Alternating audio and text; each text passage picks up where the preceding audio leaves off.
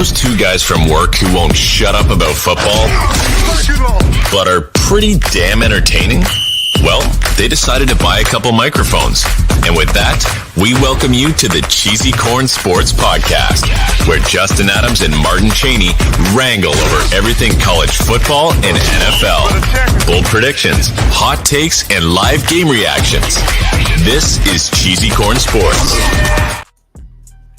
What's going on, everybody?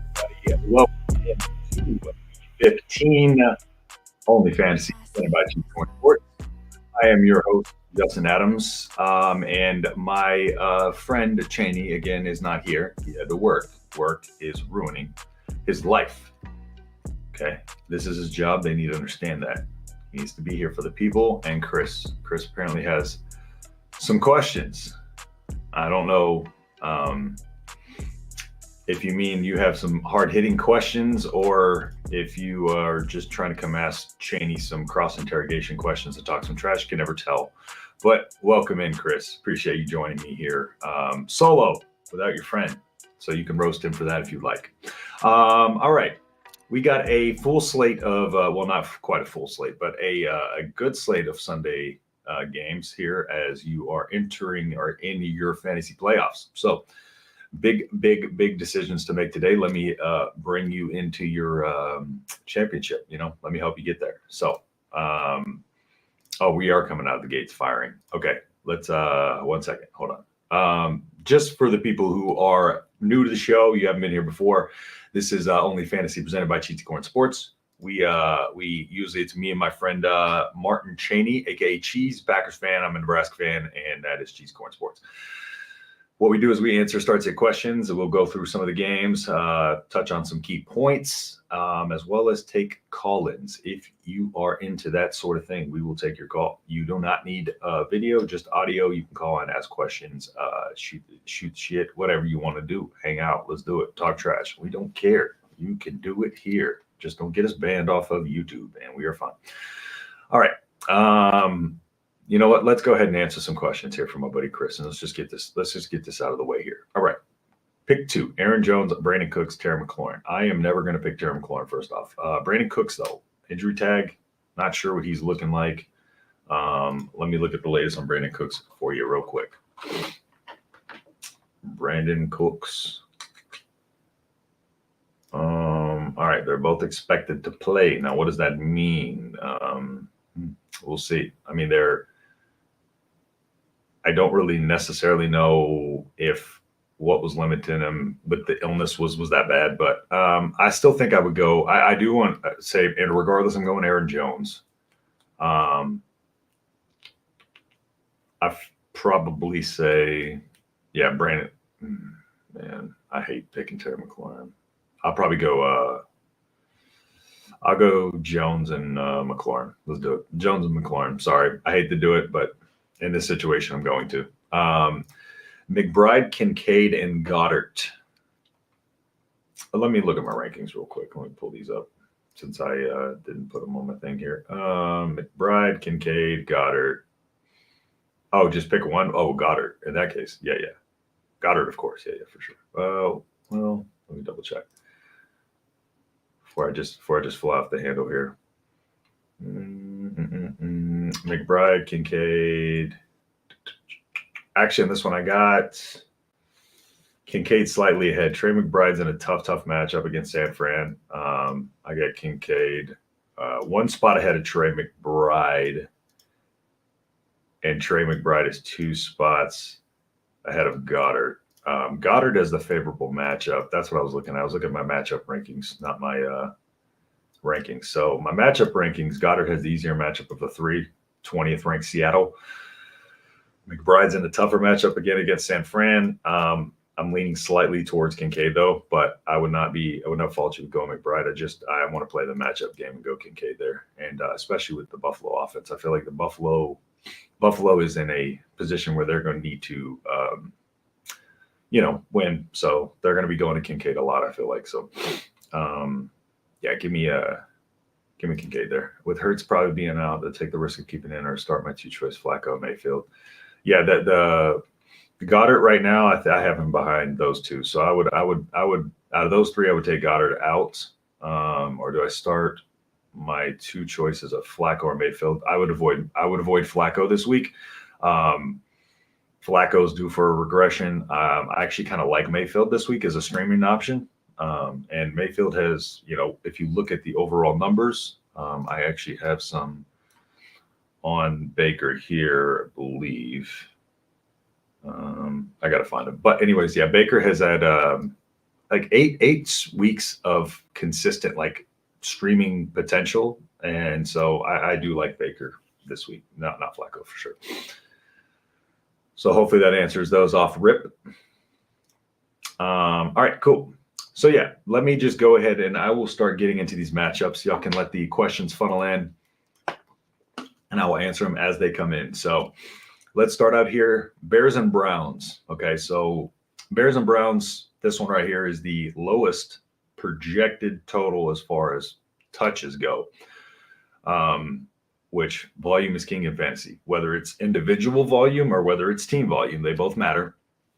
You can't have the individual volume without the team volume. So starts Njoku.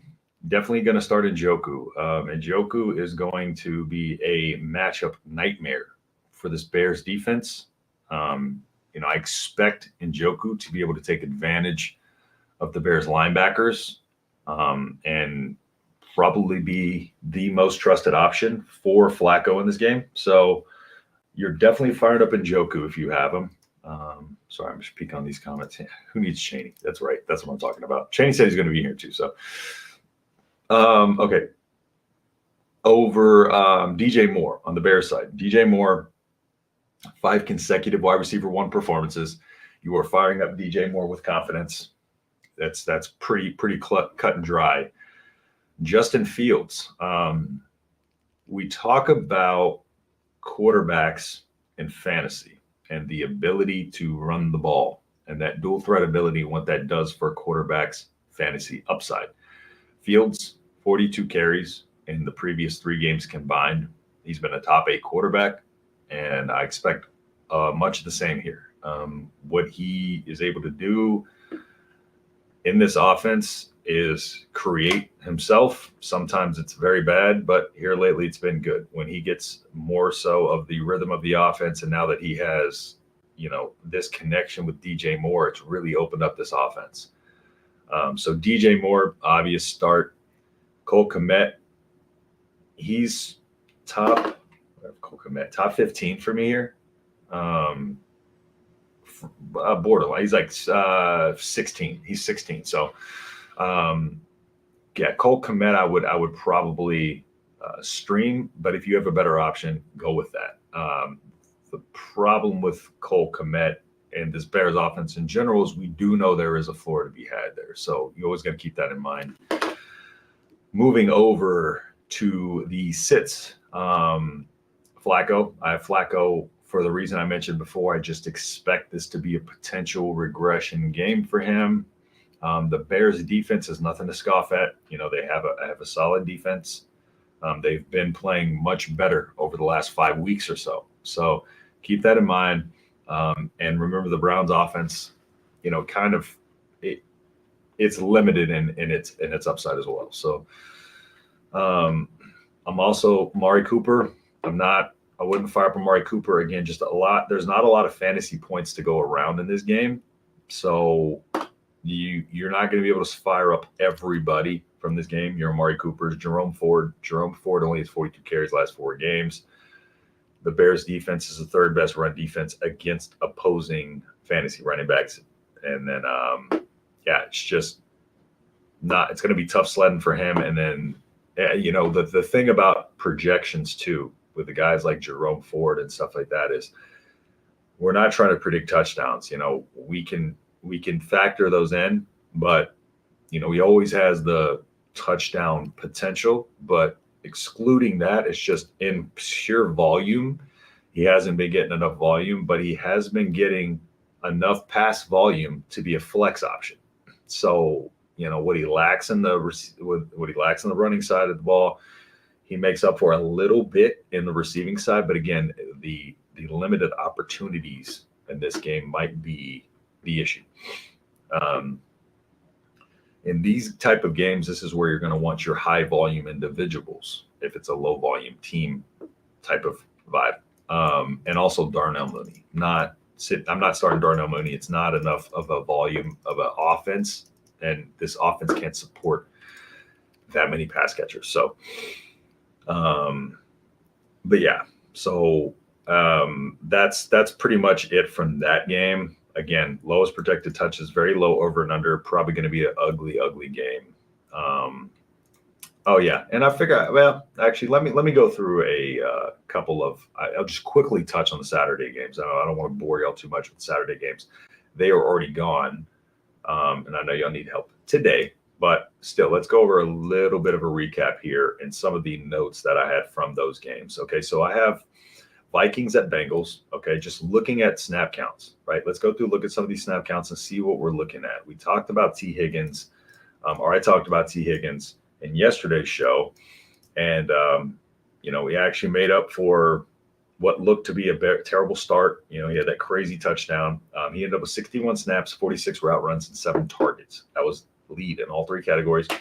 Jamar Chase, of course, got hurt. 50 snaps, 33 route runs, and 4 targets. And then from there out, Tyler Boyd. After that, it's just kind of, you had 5 targets to Tanner Hudson, which was the next most, but that's probably not indicating much of anything. Your big points here are T. Higgins and Jamar Chase. Viking snap counts. Actually, another a noteworthy thing too. Joe Mixon, 49 snaps, 26 route runs. So Joe Mixon nearly as many routes run as Tyler Boyd, too. So, and just as many targets, but 10 carries. Vikings, looking over at the Vikings snap counts, Justin Jefferson 65, routes run 39, 10 targets. Addison 62 snaps, 36 route runs, 6 targets. And then KJ Osborne's just slowly losing offensive snaps. His offensive snap count is down to 37, whereas it was, what is this? He was at almost 90% of the offensive snaps. And last game, he was up at about 55% of the offensive snaps. So KJ Osborne is all over the map as far as his volume and usage goes. So, yeah, hopefully you're not in a position where you need to touch him. The big one that I was high on yesterday, and I basically told anybody who asked to start him was Ty Chandler. And Ty Chandler, boy, did he have a game. Ty Chandler had the most rushing yards by a Viking this season. If we remember, beginning of the season, he was the backup, was relegated to the 3rd string when Akers came over. Akers got injured. Madison got injured, bumped Chandler into the starting role. And, he became the every down back. And Wengwu had, some touches at times, but that was Ty Chandler's backfield. He showed out. That was the best performance we've seen probably by a Vikings running back this season. I don't know if Madison has ran for a touchdown this season, but I would still, hold Chandler just in case of this, this backfield staying banged up. And usage, looking at Ty Chandler's usage for all plays, he was 55 of the opportunities were his. And then Kene Nwangwu had 7 early downs, 35 for Ty Chandler, 7 for Nwangwu. Goal line, all Ty Chandler.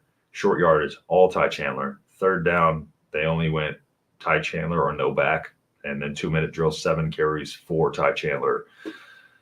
So yeah, he is the guy. He is the guy when they're out. So yeah, just a little note there. Not much else. The other games, Deontay Johnson, 4 receptions, 62 yards and a touchdown. DJ Montgomery, 2 receptions, 40 yards and a touchdown. Weird game. Pittman went down with that injury after he took that hard blow. But outside of that, just was a really weird game. All in all. So yeah. Zach Moss left the game going out with a horse collar, didn't return. So we'll see how it's going with him. It looks like there'll be a Trey Sermon, Tyler Goodson 2-back rotation. So we'll see how that looks. But, unless Jonathan Taylor is able to play, it's going to be tough for them against the Falcons last year. Michael Pittman, concussion, we'll see the severity of it. He's a every single snap type of player, so you want him on the field for your opportunities, and hopefully he didn't kill you too much in your week one of your fantasy playoffs. Jaylen Warren, he led the Steelers backfield again. Talked about that before, where he was kind of taking that role over, played 53% of the offensive snaps, which is the highest of his career. So, he led the team in rushing yards per carry and offensive snaps. But I just don't, with Jaylen Warren, he reminds me a lot of, I do like him, but there is moments of where, he just doesn't have the efficiency, similar to Najee. Najee's not very efficient as a running back, but Jaylen Warren is trending up. Najee Harris is trending down. Looking at a graph of the offensive snaps, and it's like this, and then Jaylen Warren, and then it's up. So Jaylen Warren is steadily increasing his role in that offense. They are starting to trust him more, unlike Mitchell Trubisky. So Broncos Lions, this one, I will admit, I didn't get to watch much of this one, so I'm just going to go off the box score here. Sam Laporta, 5 receptions, 56 yards, 3 touchdowns. Jahmyr Gibbs, 10 carries, 96 yards, 1 touchdown, 2 receptions, 8 receiving yards, and 1 touchdown. We talked about Jamo and Josh Reynolds. Well, Jamo 45 snaps, Josh 38, route runs 26 to 19, targets 7 to 3. So, another Amon-Ra St. Brown game, and the Monty show, I guess, he had 16. So 16 routes run for David Montgomery, 17 carries, 34 snaps. To Jahmyr Gibbs is 10. And this Montgomery is the gift that keeps on giving, man. He's just like Jamal Williams last year, which we'll get to Jamal Williams here in a little bit. We get to the Saints because there's an interesting note about him too. Bronco snap counts, Sutton, who, again, I was high on in this game. 59 snaps, 33 route runs, 6 targets. Jerry Jeudy had 5 targets. Lil Jordan Humphrey 4. That was it. Outside of that, there's not a whole lot outside of Jameson Williams being a little bit more involved, some more targets, but Jamo's in no position to be a starter or anything of the sorts, even though he's trending up. So, all right, let's get back into. Hold on. Did you take a risk and play Mariota? Hurts doesn't play. Who are your other options? Is it Flacco, Mayfield, and Mariota? Let's get into Falcons, Panthers. Speaking of Mariota. And I got weather alert for a reason. So Roto Grinders has weather breakdowns of each game. They have an NFL forecast, right? It's really helpful. Looking through them for this game, the temperature is expected to be 50 with a 94% chance of rain. And it is expected to rain all day. Windy, 14 miles an hour, windy and rainy. So this might be a ugly game. The over-under right now is 32.5. When you have two teams like this that can't throw the ball, the Panthers can't do anything, then you get in a real dire situation fantasy-wise. I think, of course, you got to start Bijan, but pass catching, going to be tough in this game. We'll see what Desmond Ridder did have a good passing performance last week, so we'll see what it looks like. But again, just hard to have a lot of confidence in pass catchers in this game. Yeah, no need to talk about this game. Yeah, this game is going to be really ugly. Really, really ugly. I am not spending too much time on this one for a reason. But yeah, also Bears-Brown, weather 46 with a 67% chance of rain. So that one could also be ugly. That over-under is 37.5. So, all right, Texans at Titans. This one's going to hurt for me. Texans coming into this game, I'll put it this way. Texans have 6 players with a PFF grade of 80 or more, and all 6 of those players are out with injury. Leading tackler, Blake Cashman. You have C.J. Stroud out.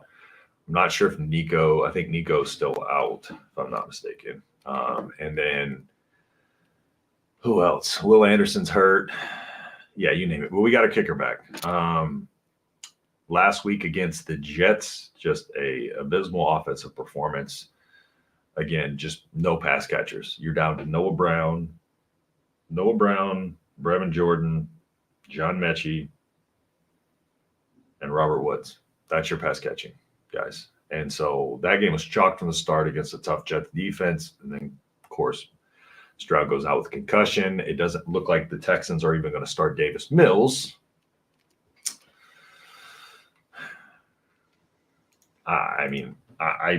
It's the Titans. So the fact that it's really unfortunate that this has to happen against them. But it's looking like Case Keenum's going to be the starter. So Davis Mills has lost all the trust, I guess, from the coaching staff. I don't know if Case Keenum gives us the best chance to win. I guess they think they do. There's something there that they like. We'll see how it goes. I don't know. I'm not liking our odds, though. 1 second. Gibson. Oh, hold on. I get to your question in just a second. I'm going to go over this game real quick. So Singletary, I would say Singletary is probably like a flexible option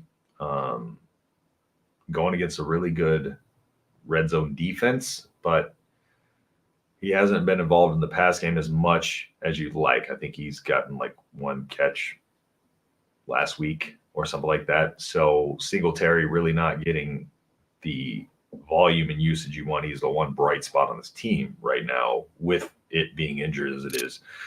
Pierce is just bad. Dameon Pierce, strong rookie campaign, dealt with injuries this year. It's interesting to see. If he even is what we expected him to be. I don't know if it's injuries derailing it or if it's just, when you have your spot taken by a 31-year-old Devin Singletary, then something's awry. So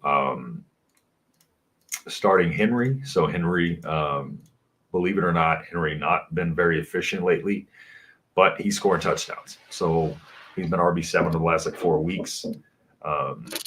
So I like Henry this week.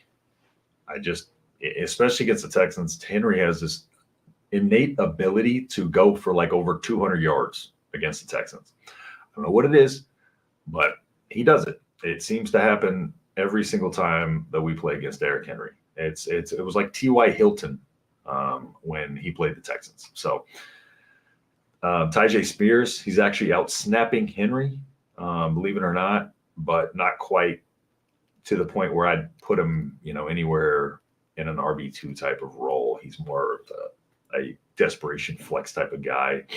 And then he has had a 35% target share over the last 2 weeks, though. So, I'd put him in a low end flex role. Okay. And then let me get to your question. Okay. So we got Gibson or Metcalf. Oh, I'm taking Metcalf. Yeah. Give me Metcalf. I definitely like Metcalf.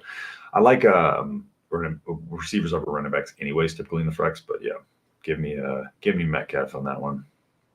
Pretty easy. The Seahawks, they do have a tough matchup, but DK is going to be getting targets in that, so I'm gonna rock with DK for sure. All right, cool. Let's get over to and another thing too with Texans Titans, D-Hop. Right now, I feel like you have to start him as a wide receiver 3 flex with wide receiver 2 upside. Right now, he's getting Levis and him have this connection. He's getting more of the volume. Like he's getting a high target share, elite target share right now. And so it's you have to Diop at least has to be in your lineup somewhere. Doesn't have to be wide receiver 2, but he needs to at least be in your flex. The floor is always there, as we know. We've seen if you're a D-Hop owner, you've seen the floor and the ceiling come and go time and time again. Right? It's been more floor than it has ceiling, but that's the risk you run when you're firing D up. You do like that upside because it's hard to find that upside right now in a guy like that who is a flexible option with a wide receiver 2, potentially 1 upside. So, do I think he will be wide receiver 2, 1? No, I think we're going to fall somewhere in the middle. I still think he's going to fall somewhere in the flex range. Okay. Dolphins, Jets at Dolphins. Sorry. I think it's Jets at Dolphins. Yeah. I wasn't sure if I got that backwards. Dolphins at Jets at Dolphins. I typed it one way on my notes, and then I typed it a different way up here. Right now, what to make of Tua in this Dolphins offense? Gibson has got a lot of dump passes. I'm sure Geno played. Yeah, and for me, Gibson is just ranked probably well below Metcalf, and then also at the same time, checkdowns are good, but average depth of target is a fantasy number for a reason. So if I can get a guy who's getting the ball going, if I can get a guy who's a receiver who's getting the ball more downfield and is going to make more of his catches, of his receptions, of his targets, then I'm going to take that as well, because the average depth of target is going to lead to more fantasy production. Let's see, Terry, Shaheed, and Lockett. So what I don't like about Shaheed is a lower body injury on a speedster, right? I will say I did pick Terry earlier.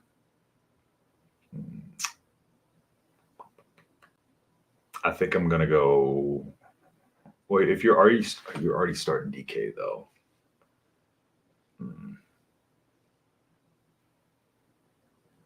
All right, because the Eagles' pass defense has not been good, to put it lightly. I know it's like a fairly tough matchup with their pass rush and stuff like that, but as far as points allowed to the fantasy position, it's been bad. I didn't want you to have 2 people from the same team, though. So if we're going Metcalf on one, probably going Scary Terry the other, but I have Lockett probably. Like if I'm just picking between Lockett and Scary Terry, I'm probably going Lockett, but it limits your upside to have 2 pass catchers from the same team.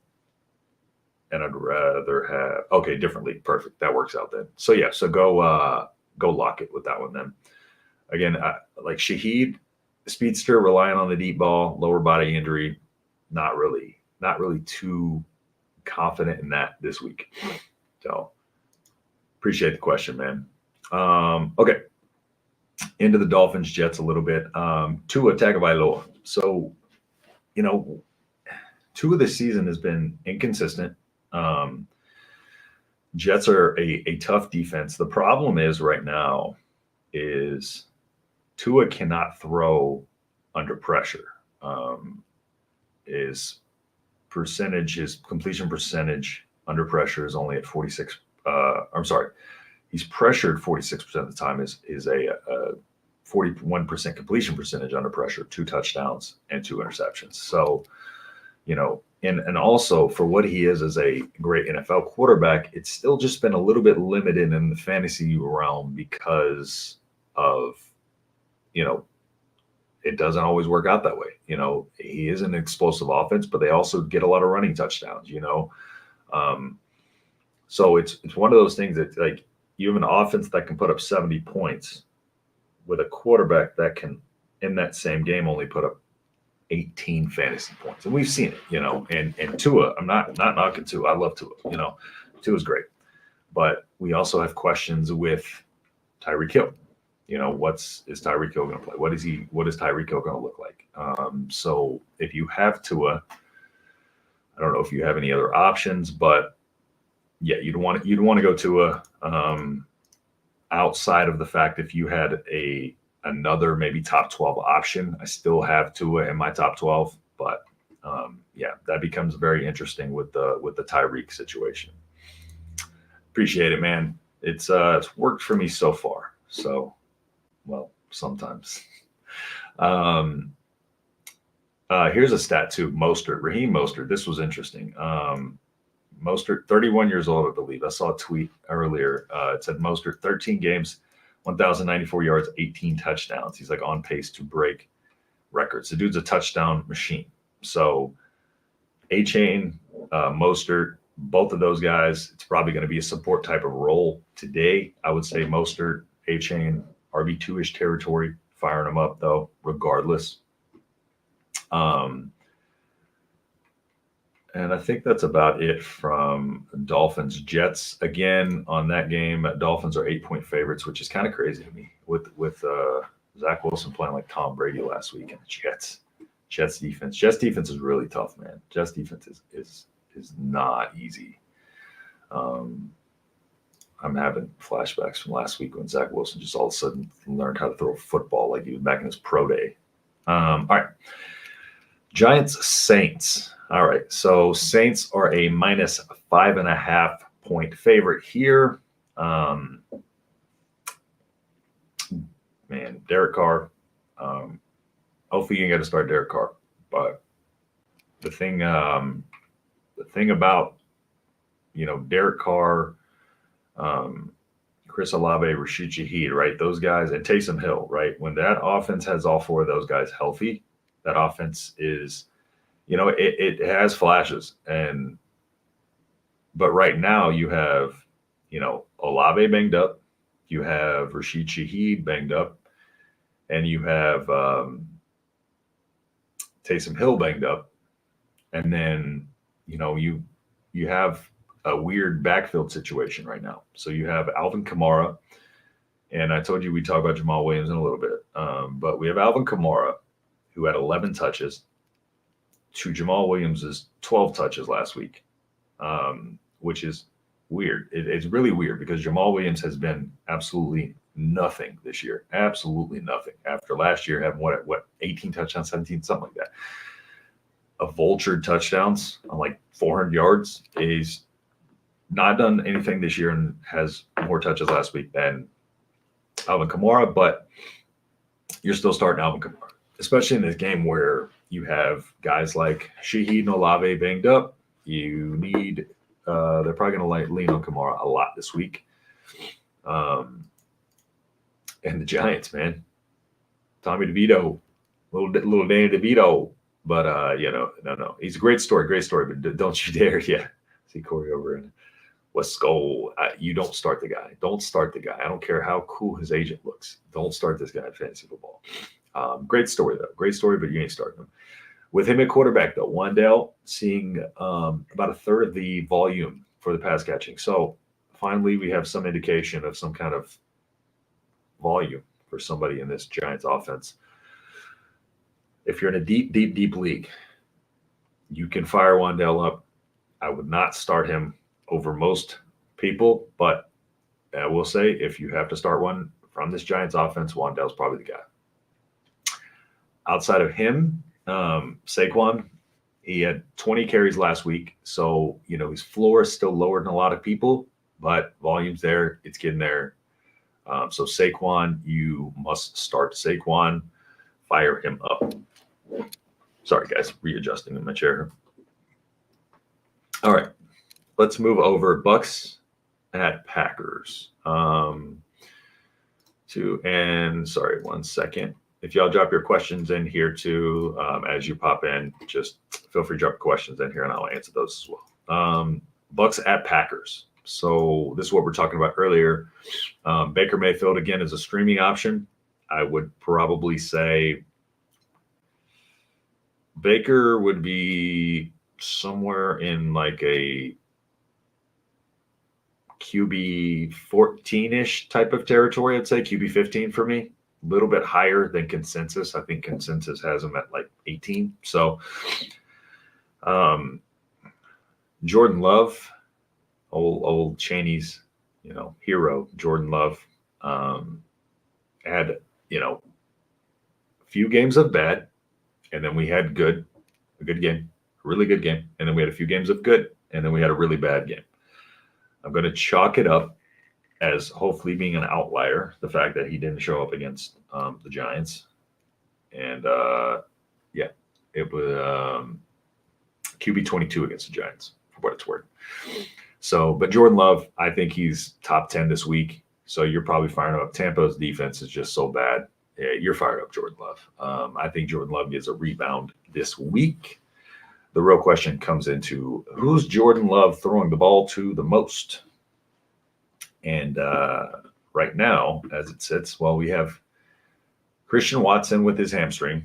So regardless, though, Jaden Reed is still getting the majority of the touches in this offense, 10 targets for Jaden Reed last week. Even when he's not able to do a whole lot with him, he's still the target hog, and he's still the guy you're going to want to start out of these three pass catchers, no matter who's healthy. He's still the guy, the number one option, in my opinion, to start out of these three pass catchers. Christian Watson normally start, but banged up hamstring. We know how those goes. Those go. If he's a go, I would avoid. And then Romeo Doubs just no consistency. Can't see the field, or can't seem to get any kind of. He'll get 32 yards on Monday. He got so. There's just not enough volume to support three pass catchers right now. There's barely enough to support two, and Dobbs is kind of the odd man out at that juncture. So I have Love starting over Howell. Yeah, I have Love over Howell in my rankings too. I would stick with Love in that one. Just the matchup with the Bucs is too good, and again, Love's been playing well, so I think regardless whether Christian Watson's in there or not, I think he's going to be able to carve this Bucs defense up for points, and then also mix in the legs. So he has the dual threat just like Howell does, but Howell has just been way too inconsistent for me as far as fantasy points goes. He does get a lot of garbage points sometimes, but yeah, I got him right outside my top 10. I think I have Jordan Love just inside. I didn't number my top 10, so I'm trying to count. But yeah, Love's a good start over him, Michael. All right. Cool. All right. So Giants Saints, was there anything more? Oh, no, sorry. Bucks Packers. Cade Otton. I will say Cade Otton I would avoid. I had to stream start him 2 weeks ago, and he got me no points. So that was fun. So Cade Otton, can score points at time, but he can also get you none. So I think his floor is too low to trust in a fantasy matchup right now. I would avoid Cade Otton at all costs. All right, and I'm just going to take a quick second to put out our sponsor of the show, our official seasoning of CheesyCorn Sports. You can see it up there in the right corner. It is called GG Seasoning. Friend of the show, my buddy Matt has his wife is from Senegal. She created this seasoning herself. Spent her years, kind of concocting it, and she's revised it over a few times. Most recently, a few months ago. And it's just kind of a do-it-all, all-purpose seasoning. It's got salt, it's got MSG, which everybody loves. We all love MSG, don't we, guys? Because screw being healthy. No, but it's really good stuff. So if you do want to get on over there, he's been kind enough to give us a discount code. You can go use CheesyCorn at checkout at senegalbeyond.com or ggseasoning.com for 10% off in checkout. We'll drop the links in the comments section. All right, let's get back into it. Let's see. Let me get my notes back up. Okay. Who would you start? Ayuk, Nakua, or Reed? Currently starting Nakua and Ayuk. Out of those three, I would probably start Ayuk. Yeah. Ayuk. I have Ayuk pretty well ahead of reading them. Yeah, because Ayuk's in my top 10. I got Nakua and Reed down by in the 20s range. So yeah, I would start with Ayuk for sure. All right, where we at? Sorry, let me get back to where I was. Bucks and Packers. I think I touched everything we need to there. Chiefs and Patriots. All right, let's get into the Chiefs and Patriots. Chiefs, fun team, exciting team, cheating team. They're trying to cheat. They're trying to go off sides and still win the game. But they're playing the Patriots this week, who are absolutely horrible. Chiefs are probably going to roll in this game, and there's not a lot to like anywhere on the Patriots side of the ball. So their offense, not only is it injured, it's bad. The Chiefs, on the other hand, their offense has not been good, not been great, but in this game, and this game might be, relegated to being a low-scoring game. So I don't know how much volume is going to be able to go around both teams or the Chiefs in general on their offensive side of the ball. So Patrick Mahomes is probably around probably around the 8 or 9 range for me, I think. I almost want to throw him out of top 10, but he's still in there. Don't start Kadarius Toney, whatever you do. There's just not a whole lot to talk about in this game. Patriots, you hope you're not starting any of them. Chiefs, you hope you got the studs on the Chiefs, which is basically Travis Kelce and Rashee Rice. So Commanders at Rams. All right, here we go. Let's get into this a little bit. Commanders 4-9, Rams 6-7. Okay, and Matthew Stafford been playing very well here recently. Matthew Stafford will probably be a great starting option this week, in my opinion. If you need to stream a quarterback, Stafford's a great quarterback to stream this week. So right now, we're looking at a Rams offense of, let's see, where's the breakdown here? So Rams offense 18th overall. 7th overall. Washington's offense 18th overall. Both defense 28th and 25th, respectively. So expect a pretty good game, high scoring. Again, I don't know what kind of offense we're going to get from the Commanders. They seem to sometimes play good against good teams, play bad against bad teams. There's no rhyme or reason for why they play good when they play good, why they play bad when they play bad. It just happens. I'm done trying to guess when the Commanders are going to play good and when they're going to play bad. Right now, they're passing the ball 70% of the time to 30% running, whereas the Rams, on the other hand, a little more balanced, 38% run, 61% pass. But that 70-30 for the Commanders is absolutely insane. That is a huge, huge disparity. Big-time throw percentage, Stafford 5.3%. 0.36%, Sam Howell 3.98%. Also higher turnover worthy play percentage for Sam Howell, so he turns the ball over more frequently. Great when the pocket's clean, very bad under pressure. 64% great under pressure. So, Sam Howell, like I said, can put up garbage time points and stuff like that, but a lot of the numbers are starting to lean a little bit against them. And here, the one saving grace would be that the Rams defense is not great. So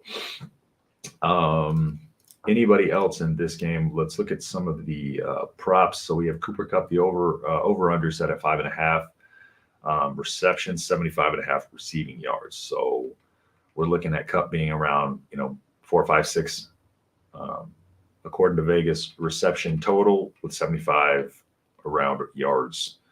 Kyron Williams over-under for reception set at 3.5. Over-under for receiving yards set at 23.5. Gibson, for the Gibson question earlier, over-under is 4.5 receptions, with the under being minus 165. Over-under for carries is 9.5. Over-under for receiving yards 25.5. So it doesn't look like it's projected to be a lot of volume, a ton of volume there for Gibson. Over-under for rushing yards is set at 41.5. So it doesn't look like he's set to receive a ton of volume just by game script. But we'll see. We'll see how it turns out. Logan Thomas. Fuck Logan Thomas. That's all I got to say about that. Okay. Yeah, let's get over into 49ers at Cardinals, and this should be a bloodbath. This brings us back to our Friday show conversation where we had one of our Friday shows where we had the debate over the MVP, and still off the Purdy MVP train. Still firmly believe that it should be Christian McCaffrey over there. But 49ers offense is going to probably feast. Hopefully not too much to where they bench any guys. But like I said earlier, Ayuk, top 10 guy locked and loaded. Ayuk has been a stud. He will continue to be a stud, especially against this, Cardinals defense that is 31st in the league. So terrible, terrible defense. Now looking at hold on, sorry, let me get back to to my notes in this game. I just flicked away from, okay, here we go. Now the San Francisco 49ers offense is probably one of the more balanced ones in the league. 46% run, 53% pass. Also wildly efficient. First power ranked offense, second power ranked defense. They're just really, really tough. Really, really tough to handle. And they just have this way of controlling the game and never relinquishing control, no matter how much they are up, no matter how much. It just seems like they're always in control. And their offense, no matter what you do to scheme their offense, if you stop to scheme the run, they're going to be able to pass. It's what they do, right? On the defensive side of the ball, they call it the 1/11th, right? Each player is the 1/11th of the defense. Now, what the Niners offense does is they make everybody do an individual job. Okay. So you'll have one guy who needs to, shadow a guy like Debo. You'll have maybe somebody who needs to kind of sit back and spy. You'll have somebody who needs to, two people who need to cover McCaffrey. And then you have to go get Ayuk on the outside. Now, what that does is it makes it to where if anybody is out of position, if they get one guy out of their assignment, right, this offense is you can't stop it. Okay, so what it requires is a defense that can keep their eyes, on the ball first off, not looking at bodies, not looking at, guessing where the ball is going to go. You got to keep your eye on the ball. If one guy gets out of position in this offense, this offense could put up 50 in a game. Once this offense finds a hole in your defense, it is going to exploit that hole tenfold. And with this Cardinals defense being as bad as it is, they are going to stretch this defense thin, and it's going to probably be ugly. But again, what they do is they just make everybody stick to their assignment. You can't have, two or three people doing this because they have a weapon over here. They have Kittle. You have to put, a linebacker and maybe a box safety on Kittle. You need to bring a box safety down almost to be able to just kind of shadow Kittle. There's so many different things going on when game planning for this team. This Niners offense is just, it's tough, man. They're going to be so hard to beat in the playoffs for sure. But that's what makes their offense so good, especially fantasy wise, is just that ability to be able to scheme up an offense to the point where the defense is just their head spinning. They can't key on any one part of this offense because it's so balanced and there's such elite talent at every position. You hurt yourself. You hurt yourself if you only put one guy out there for each assignment, but you kill yourself if you try to double one guy, because then you're going to get beat big. It's all about this, just trying to keep everything in front of you. I feel like Christian McCaffrey can get damn near 10 yards to carry if you wanted to, but that is due to the way this offense runs, man. Credit to Shanahan. He is a offensive genius for a reason. 49ers 12-point favorites over the Cardinals. This one might get out of hand. Cowboys at Bills. Okay. I'm sorry. Let me look at the comments real quick. What's up, Grandma? Miss watching Cheese, but I appreciate it. Happy Sunday, Grandma. I appreciate you hopping in here. Chaney's supposed to be in here somewhere, but he's been a little quiet. If he isn't here. We need him. I don't know if he's avoiding Chris or what's going on, but we need him to pop himself in here a little bit and say hi to Grandma now. Appreciate you watching, though. Thank you. All right, let's move it over into Cowboys and Bills. Take a sip of water. All right, Cowboys 10-3, 9-4 against the spread. Bills 7-6, 5-8 against the spread. Bills are in a dire must-win situation right now, and I said they were going to win last week, and I think they might win this week as well, even though they're playing the Cowboys. Cowboys third power ranked defense, third power ranked offense, but 27th ranked strength of schedule. So take that for what it's worth. 61% pass, 40% run, for the Cowboys. Very similar for the Bills, 63% pass, 36% run. Bills power ranked 4th in offense, 6th in defense. Somehow 7-6 still. So, for what it's worth, Josh Allen, great passer rating when he's clean, under pressure, struggled a lot this season. I'm not sure what it is about Josh Allen under pressure this season, but that's been one of his bigger issues. And I don't know why that just pulled up so damn bright on my screen. Looking at last week's game, last 2 weeks, coming off 41-35 win over the Seahawks, 33-13 win over the Eagles. The Cowboys schedule. Looking at so they are on a 5-game win streak. The Bills on the other end of it in desperation mode. I do think this might come to a head, and I think the Cowboys might slip this one. I think the Bills will pull this out. Bills, Vegas thinks very similarly, as the Bills are a -2 favorite being at home. We know that home field advantage makes a swing. So basically a toss-up. It's basically a pick 'em, but the home field advantage gives it to the Bills. I agree. I like kind of where it sits right there.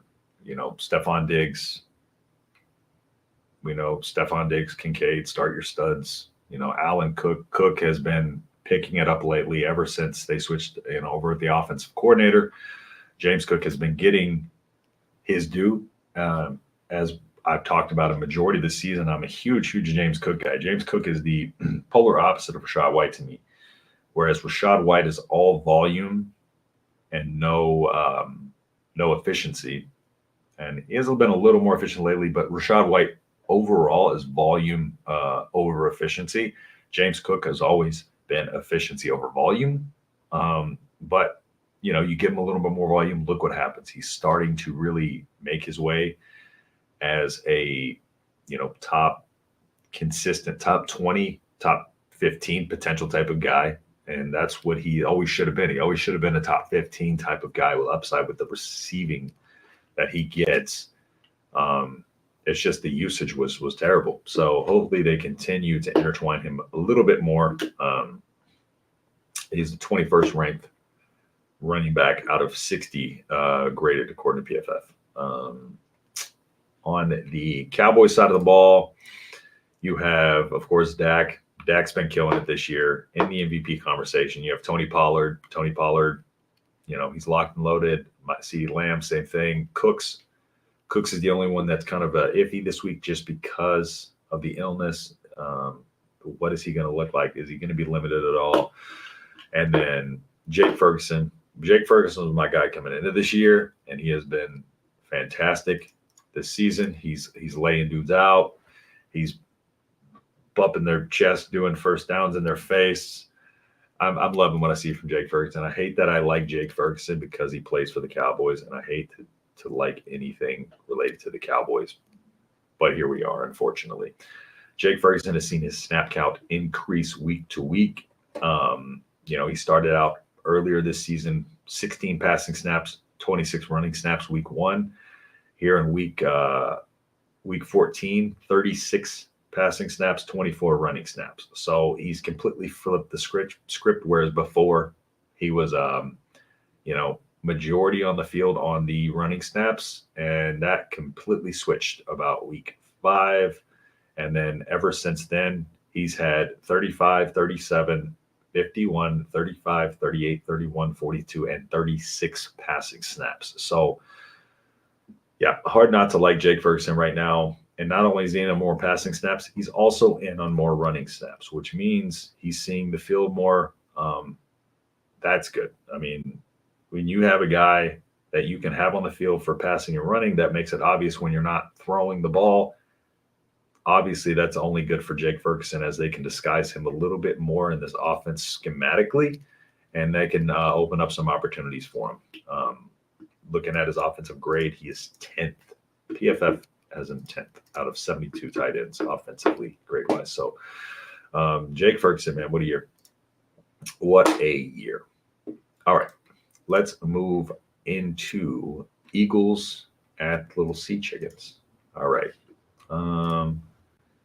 Eagles, Seahawks. Okay, so Eagles 10-3, 7-4 against the spread. Seahawks 6-7, 7-5 against the spread. It looks like it might have been bet to 2.5. Looking at the odds right. Just refresh it. Yeah, 2.5. It looks like on that one. But okay. Anyways, back to where I was. Okay. So Eagles power rank overall offensively 5th, 8th for the Seahawks, 16th and 14th. So a very balanced matchup. However, like I said, the Eagles defense to opposing fantasy wide receivers has not been great this year. Both teams pass the ball at about 60 to 63%, run the ball at about 35 to 40%. Efficiency wise, the Eagles, aren't actually that much more efficient than the Seahawks in terms of EPA per run and pass. We have 0.3, 0.1, and then 0.2 and 0.11. So it's almost identical as far as efficiency goes. But Jalen Hurts is better than Geno. If Hurts plays this week, let me see if we got any update on Jalen Hurts. I doubt it, but let's see.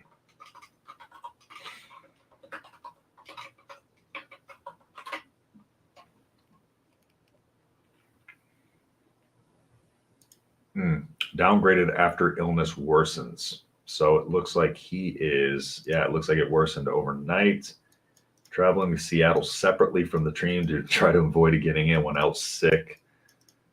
It doesn't sound good. Doesn't sound good for sure. So like we saw earlier, if he's not a go, it'll be Marcus Mariota, which will change the trajectory for both teams. That game takes a whole different angle. But regardless, you're starting your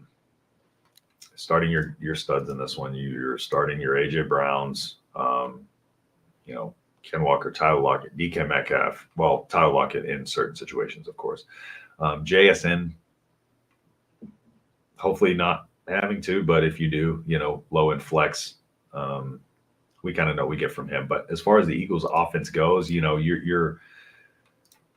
you're pretty much locked and loaded there. You have Devontae, you're starting. You have AJ Brown, you're starting. You have Goddard, you're probably starting, depending. But I think Goddard probably, he's tight end 9 in my rankings. So, and then, but with Jalen Hurts potentially missing, I don't necessarily think that'll hurt Goddard's stock too much. As we know, in this offense, Goddard is schemed for a lot. So I still think Goddard is going to get his fair share of targets and receptions and opportunities, no matter who's at quarterback. It's just part of the way this offense runs.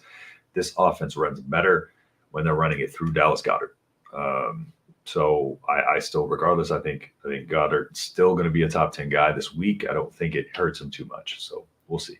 But it's not looking likely that Jalen Hurts is going to play. So keep that in mind. And additionally, remember, if you have guys in these late slated games that, not quarterback though, but if you have guys in these late slated games and you want to make sure that they have injury designations, put them in your flex. Put the early guys in your lineup so that way you have flexibility to replace them with running backs, tight ends, or whatever if they're not able to play. So remember to keep that in mind.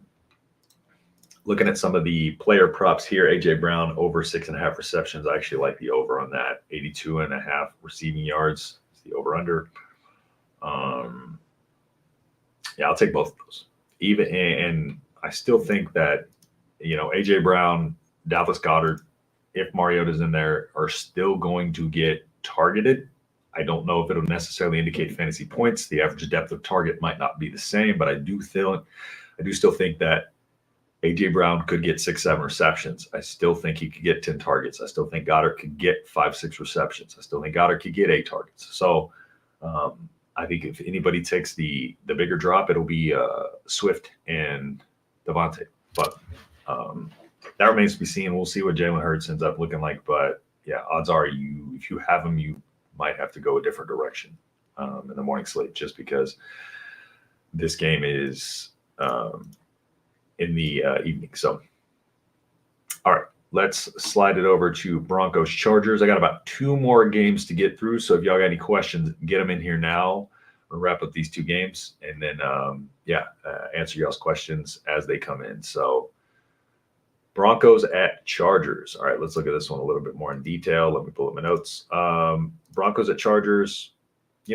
With the Chargers, man, like it's. Hang on 1 second. Let me find my notes here. Hold on, I think I got the wrong notes. I'm sorry, I got the wrong notes up. Broncos at Chargers, my ass. Baltimore, Jacksonville. That's what I'm trying to do. Baltimore, Jacksonville. So, hang on 1 second. Shut up. My dog's barking. Hold on. Shut up. Okay, good. Hold on, Michael.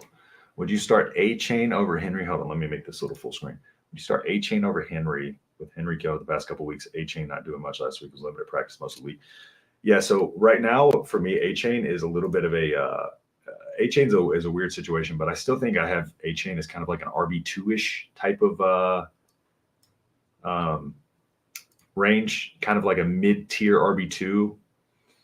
I still think, the only part that bothers me potentially about A-Chain is the re-aggravation potential of the injury that's always there with him. Henry, again, hasn't been the mark of efficiency, but has been getting points. And typically, I'm not a fan of going against efficiency. But I still think I got to go, man. I still think I got to go Derrick Henry. Derrick Henry's playing against the Texans. And unfortunately, as a Texans fan, that typically doesn't go our way.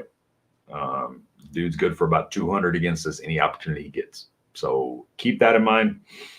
But yeah, I think I'm going to go Henry. I don't necessarily like, that Raheem Mostert, with as good as Raheem Mostert's been, I don't necessarily think it's in the Dolphins' best interest to really give A-Chain too much volume necessarily. Because there's no point. If you got another running back who's consistently also producing at a high level, so they're going to be kind of a support role to each other. I would just go Henry for, like you said, he's been killing it the last couple of weeks. The Texans are pretty banged up, as I mentioned before. So if the Titans get out to maybe a lead, which I don't know if necessarily they're going to be able to get out to too big of a lead, but in this situation, in the way the Titans are constructed, they probably, if they do get out to the lead, it's probably going to be a heavy dose of the run. Again, they're going to intermittently move using Tyjae Spears, who has been getting, decent volume lately, but red zone touches, your short yardage situations and all that stuff still going to Derrick Henry. Yeah, I would go Henry for sure. Unfortunately, I don't want to root against my boys, but all right, Baltimore at Jacksonville. Okay, so man, Baltimore. It's let's start with Jacksonville first off, because Jacksonville's probably the harder one to peg as far as offense goes. Who to start, who to do what with. Trevor Lawrence coming off this fake, exaggerated ankle injury. Don't get me on that again. I don't need the cart, guys. I'm so tough, but that dude's ankle is not, dude. He did not sprain that ankle, bro, that bad. He could play it next week. I'm sorry. He's just a little wimp. But I digress. Anyways, I lost a lot of respect for Trevor Lawrence after that BS. Calvin Ridley. I mean, you got to start him, probably. Well, you don't have to. But again, the upside with Christian Kirk out, the upside's there. You're probably wanting to start Calvin Ridley. Zay Jones, in deep flex. But the problem with this offense right now, again, is we don't know what receiver's going to get the targets. We don't know which receiver's going to get the touches. We don't know if the offense is going to support two receivers. We don't know if it's going to support one. We don't know if it's going to support none. Evan Ingram is killing it, though. Regardless, throw Evan Ingram in there. He is the key piece of this offense right now. But outside of that, Christian Kirk, Calvin Ridley, probably in wide receiver 3-2 territory. He's always got the wide receiver 1 upside. We've seen it in flashes from him. It's just not in in succession like we expected it to be this season. So Calvin Ridley is probably going to be maybe a top 25 receiver. Whereas, Evan Ingram is going to be your just locked and loaded. Locked and loaded tight end, however, against a team that doesn't do very good against, or does do really well against tight end. So we'll see. We'll see what it looks like. This I just really don't know. My dog's barking again. Sorry. Shut the fuck up! I hate these dogs. Apologies.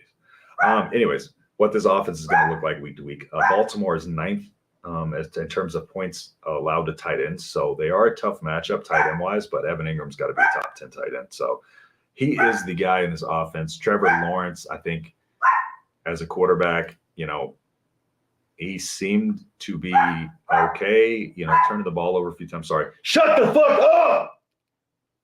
Sorry. I must yell at her. She doesn't listen. Trevor Lawrence probably still, maybe top 18 this week, but going against the Baltimore defense, not feeling great about. I don't think you're feeling great about starting Trevor Lawrence. It's tough right now because you drafted Trevor Lawrence to be your surefire guy going into the playoffs, but then coming into the playoffs here, we have pull up the matchups. So we have Baltimore, second ranked as far as least amount of fantasy points to opposing quarterbacks. We have Tampa, they're very good.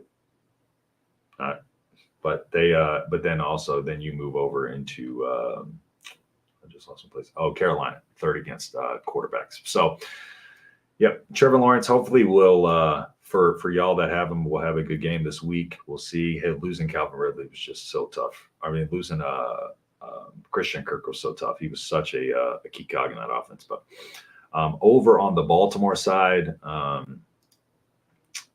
Lamar Jackson. What else is there to say? Lamar Jackson has been great this year. Oh yeah, and of course you're starting Etienne.